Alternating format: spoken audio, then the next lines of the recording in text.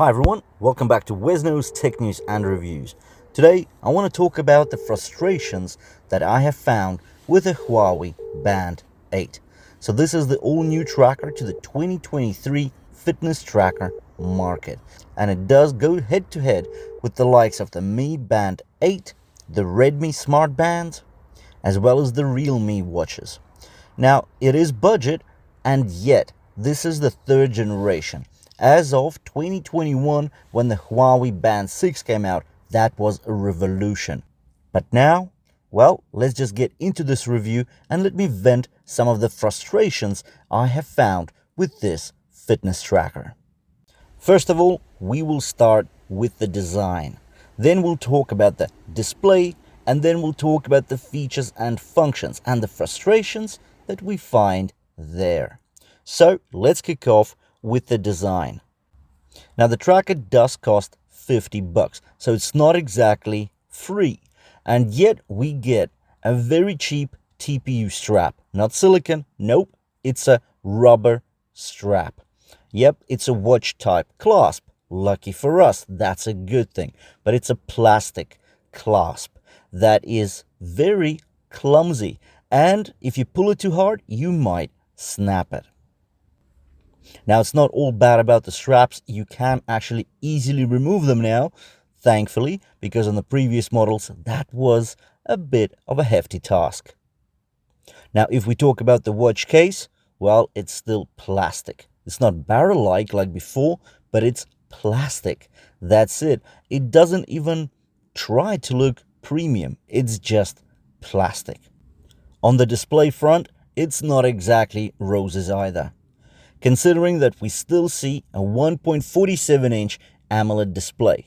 Now, that does sound large, but once again, the previous two versions also had 1.47 inches displays.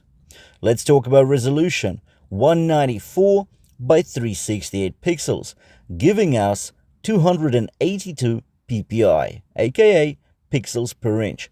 That sounds quite good, considering that 326 is the norm in the smartwatch range. Well, yes and no. Considering that the prior two models had exactly the same display, size, and resolution, it's just not great. Also, there is no ambient light sensor. That means that you can only manually adjust the brightness of your screen. Yes, you can dim it at night automatically, but still, it is not auto brightness. And considering that the battery size has stayed the same as was on the previous Huawei Band 7 model, well, we don't get an uptick in usage. The typical usage is still just 9 days. But let's say we did get auto brightness. That could potentially increase the usage time, typical usage time, by at least 10 to 20%, giving us another 1 to 2 days. And now let's get into the frustrations over the features and functions. Firstly, NFC is not available in Europe or in US or anywhere else except for the Chinese market. Now, if we look at the closest competition, the Mi Band 8, well, that's got Amazon Alexa, an AI assistant. Doesn't do Bluetooth calls, but at least there's a microphone for the AI assistant.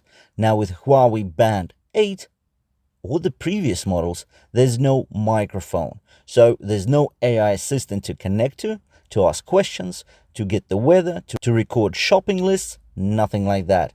And you can't take Bluetooth calls. Now, the tracker does have 100 sport modes. Sounds like quite a bit, but it has no inbuilt GPS, meaning that you still need your smartphone to measure the distance and the speed that you've been doing some exercises like running, walking, cycling, and so forth. All of this adds up to basically the same tracker, apart from a very few amount of changes from the Huawei Band 7.